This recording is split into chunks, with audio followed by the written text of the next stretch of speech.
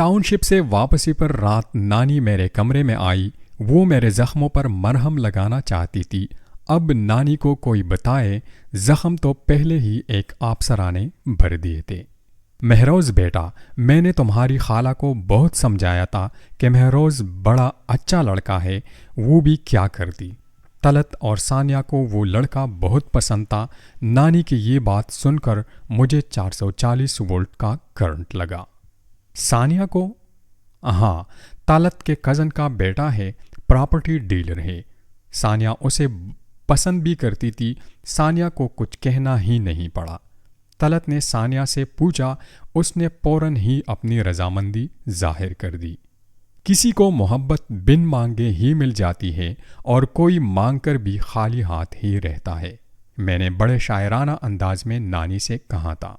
اس دور میں موبائل عام نہیں تھا، البتہ PTCL کے نمبر کا سہارا ضرور تھا جو بسما کے گھر میں پہلے سے موجود تھا۔ مجھے یہ سہولت بھی میسر نہیں تھی۔ تایا جی اور نبیل کے گھر پر ٹیلی فون تو تھا، مگر لکڑی کے باکس میں بند، جس پر ایک تالا ہمیشہ پڑا رہتا۔ نبیل کے گھر جو ٹیلی فون تھا، اس فون کی چابی نبیل کے ابو کے کیس میں ہوتی تھی۔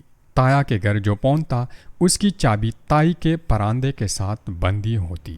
وہاں سے فون کرنا ایسے ہی تھا جیسے کہ بھوکے شہر کے منہ سے گوشت نکال کر لانا ہو۔ اسی لیے مجبوراً PCO ہی سے کال کرنی پڑتی۔ PCO والے بھی بہت ظالم تھے، عاشقوں سے تو ڈبل پیسے لیتے۔ ایک تو کان لگا کر عاشقوں کی باتیں سنتے اور دھیما دھیما مسکراتے رہتے۔ پیسوں کی بات آتی تو فوراً ہی آنکھیں ماتھے پر سجا لیتے۔ PCO سے بسما کو فون کر کر کے میرا بال قرضے میں ڈوب گیا تھا۔ نبیل اور آرپا سے کئی ہزار روپے میں قرض لے چکا تھا، ان دونوں سے ادھار لیتا اور سیدھا PCO کی راہ پکڑ لیتا۔ پہلے ماسی فون اٹھاتی، میں کوئی جواب نہ دیتا، ماسی جانتے بوجھتے ہوئے بھی گنی بن جاتی اور زور سے رانگ نمبر کا نعرہ لگا دیتی۔ یہ بسما کے لیے ایک سگنل ہوتا۔ ماسی کے گھر میں بہو بھی تھی جس سے ماسی محتاط رہتی تھی۔ ماسی اور نائی کو میری اور بسما کی پروان چڑھتی ہوئی محبت کی پوری خبر تھی۔ ماسی بھی چاہتی تھی کہ میرا اور بسما کا رشتہ ہو جائے۔ میں بسما کو دیکھنے کا کوئی موقع ہاتھ سے نہیں جانے دیتا، پھر بھی آنکھوں کی پیاس نہیں بجھتی تھی۔ کئی بار تو میں گوال منڈی سے سائیکل پر سویرے ہی سویرے ٹاؤن شپ کالج روڈ پر واقع بسما کے کالج کے باہر اس سے ملنے کے لیے گیا۔ ملاقات تو نہ ہو پاتی، صرف اسے دیکھ ہی پاتا۔ بسما کی تایا کی بیٹی سندس اور اس کے محلے کی 2 لڑکیاں اس کے ساتھ پڑھتی تھی، جو سب مجھے اچھی طرح سے جانتی تھی۔ چینگ آنکھوں سے بچتے بچاتے میں اور بسما صرف آنکھیں 4 ہی کر سکتے تھے۔ وہ جیسے ہی ہو جاتی، میں اپنی سائیکل پکڑتا اور ریلوے روڈ پر واقع اپنے ٹیکنیکل کالج کی طرف گولی کی رفتار سے لوٹتا۔ بسما سے آنکھیں 4 کرنے کی چکر میں میری تعلیم رپو چکر ہو رہی تھی۔ اکثر مجھے لیٹ ہونے کی وجہ سے کلاس میں داخلے سے روک دیا جاتا۔ اللہ بھلا کرے بسما کی تایا کی بیٹی سندس کا، جس نے میری تعلیم کا حرج نہیں ہونے دیا اور یہ بات جا کے ماسی آسیہ کے کان میں ڈال دی۔ اگلے دن جیسے ہی میں نے ماسی کے گھر فون کیا، ماسی نے کال ریسیو کی۔ ہیلو۔ ماسی کی آواز سن کر بھی میں خاموش ہی رہا۔ ماسی کی دوسری طرف سے سرگوشی کے انداز میں دوبارہ آواز آئی، مہروز بیٹا، تم بسما کے کالج مت جایا کرو۔ ماسی نے صرف اتنا ہی کہا اور فٹ سے فون بند کر دیا۔ ماسی کی بات میرے لیے حکم سے بڑھ کر تھی، کیوں نہ ہوتی؟ ایک تو وہ ماسی تھی اور دوسری بسما کی ماں۔ میں نے بسما کے کالج جانا بند کر دیا۔ پھر ایک دن ماسی نے فون پر دوسرا فرمان بھی سنا دیا کہ آئندہ صرف تم اتوار والے دن صبح 9 سے لے کر 12 بجے کے درمیان ہی بسما کو کال کر سکتے ہو۔ میں نے دل پر پتھر رکھ کے ماسی کا یہ حکم بھی مان لیا۔ بسما سے ملاقات کے لیے نہ جانے مجھے کیا کیا پاپڑ بیلنے پڑتے۔ کسی کی شادی کا کارڈ، کوئی سامان، کسی کو ٹاؤن شپ لے جانا ہو تو مہروز صاحب 24 گھنٹے ہر وقت میسر تھے۔ جن دنوں میرا بسما سے آنکھ مٹکا چل رہا تھا، اسی دوران ایک دن میں چھت پر اپنے کبوتروں کو دانہ ڈال رہا تھا۔ لو مٹھائی کھاؤ۔ میں پلٹا، نبیل میرے پیچھے کھڑا تھا، اس کے ہاتھ میں مٹھائی کی پلیٹ تھی۔ تم آج دکان پر نہیں گئے؟ میں نے برفی کی ایک ڈلی پلیٹ میں سے اٹھاتے ہوئے پوچھا۔ آج علی کی منگنی تھی۔ اچھا، کہاں کی ہے؟ گجرانوالہ میں، لڑکے کی دودھ دہی کی دکان ہے۔ بابی زغرا اور خلیل بھائی آئے تھے منگنی پر؟ میں نے پوچھا۔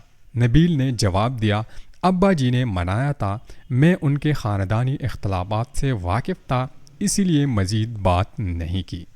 خلیل بھائی اپنے سالے ظفرو سے علی کا رشتہ کروانا چاہتے تھے، جس کے حق میں نبیل نہیں تھا۔ ہم دونوں ہی مٹھائی کھاتے ہوئے کچھ سوچنے لگے۔ تم نے لڑکے کے بارے میں نہیں پوچھا۔ میں مٹھائی کھاتے ہوئے چونک پڑا۔ تم نے رشتہ کیا ہے تو اچھا ہی ہوگا۔ علی کو گجروں کے گھر نہیں پیدا ہونا چاہیے تھا۔ نبیل کی بات سن کر میں مسکرایا تھا۔ اس سے پہلے کہ میں کچھ کہتا، میں نے دیکھا ایک پلیٹ علی بھی اٹھائے ہوئے چھت پر آئی اور آتے ہی نبیل کو پیغام دے دیا، ابا جی بلا رہے ہیں بھائی۔ نبیل جلدی سے نیچے چلا گیا۔ مبارک ہو علی۔ مبارک کس بات کی؟ علی نے تلخی سے پوچھا۔ تمہاری منگنی ہوئی۔ شادی نہیں ہوگی جی۔ علی نے شکایتی نظروں سے مجھے دیکھا اور یہ بول کر ہمارے گھر کی سیڑھیاں اتر گئی۔ عالیہ دکھنے میں بہت حسین تھی۔ وہ ہمیشہ بڑی سی چادر میں لپٹی رہتی۔ میٹرک تک وہ ہمیشہ کلاس میں فرسٹ ہی آئی، مگر اس نے کالج میں ایڈمیشن نہیں لیا۔ نہ میں نے کبھی نبیل سے پوچھا، نہ ہی اس نے بتایا۔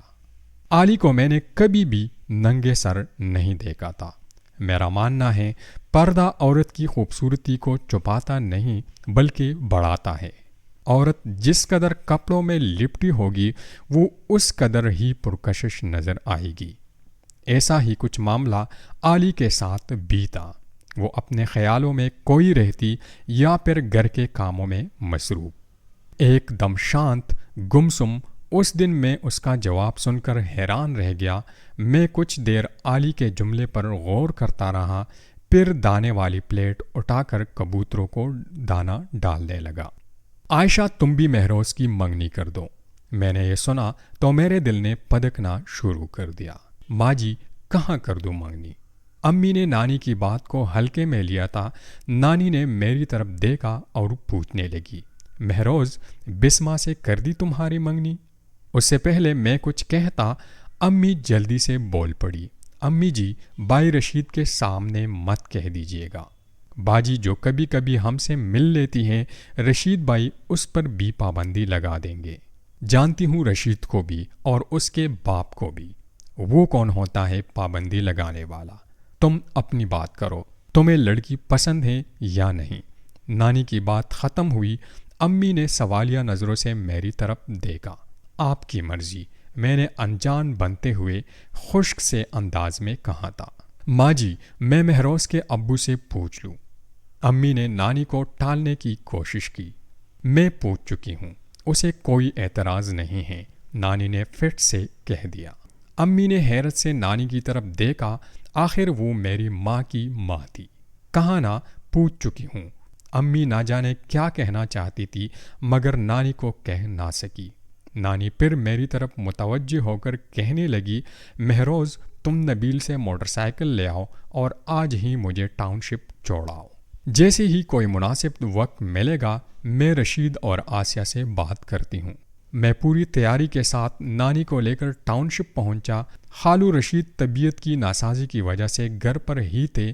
خالو کی طبیعت تو کچھ بہتر ہو چکی تھی، ان کو گھر پر دیکھ کر میری طبیعت ضرور خراب ہو گئی۔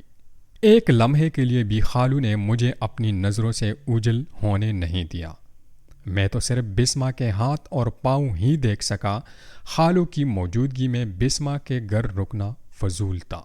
اس سے پہلے کہ خالو مجھے خود واپس جانے کے لیے کہتے، میں نے عزت سے اٹھنا ہی بہتر سمجھا۔